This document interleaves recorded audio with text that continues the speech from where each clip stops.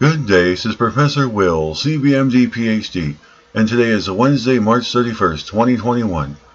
It is 2:57 and 21 seconds a.m. Eastern Standard Time, and today I'm going to be doing a very special autobiography, so let's hop to it here.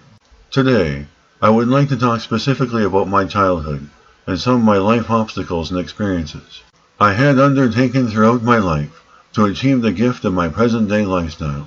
One important thing I would like to mention is that I was a visionary child and started reading and writing at the age of 2 years old. I started reading child encyclopedia books at the age of 2 years old, along with children's storybooks. My mom had ordered me. I still remember the color of the books, the smell of the books, and the interesting stories I read. I deciphered the English language quickly and innately throughout my childhood years. In my prime years, I'd say around the age of 5 or 6 years old, I started reading my dad's Cambrian College Encyclopedia, Britannicas. My dad was never home as he was out truck driving 18-wheelers, so I ended up taking the encyclopedia collection to my room. I was so fascinated with Britannica, I would love looking at the black and white photos, feeling and touching the pages and reading sporadically throughout the day. The behavior of reading books followed me straight through my childhood years, right to adulthood. I was super close to my father when I was a child, but as the years went on, my dad being out on the road all the time, I stopped crying and so did my mom. I eventually grew stronger and didn't feel the need to be so clingy to my dad as much. I was so close to my mom that I didn't want to go to kindergarten class and would make excuses to stay home. My kindergarten teacher eventually failed me from kindergarten, which made me very, very sad. I would often think of my mom when I was at school and was distracted and wouldn't do my work. Another ironic thing I'd like to mention is that I knew my entire life before I was even conceived in this world. I also experienced telepathy and outer-body experiences at the age of 2 years old, which helped me learn about this world before other children. I always felt older than my age and was more mature than other children in school. Doctors picked up on my phenomenal intelligence at the age of 2 years old, and would book appointments to sit and chat with me for an hour's tops every few weeks.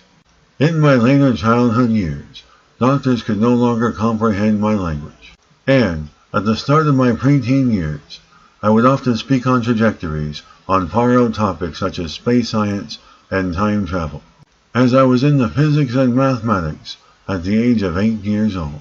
Doctors considered me to be so intelligent that they were forced to deem me as insane. In other words, I was so intelligent that I was considered crazy.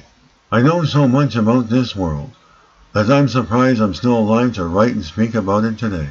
I'm going on my 37th anniversary in April in regards to reading encyclopedia. And before the encyclopedia days, I was reading child encyclopedia books. My mom had ordered me those books, along with children's storybooks, which I very much enjoyed. I was very close to my mom as a child, and she did her very best to raise us. She tried her best and always gave it her best. My mom is a very creative and good cook, and she always cooked the most healthiest and richest meals, and still does. She always made the best breakfast, and packed the healthiest lunches for school.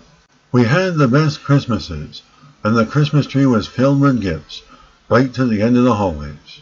I was spoiled and come from a warm and loving Catholic family.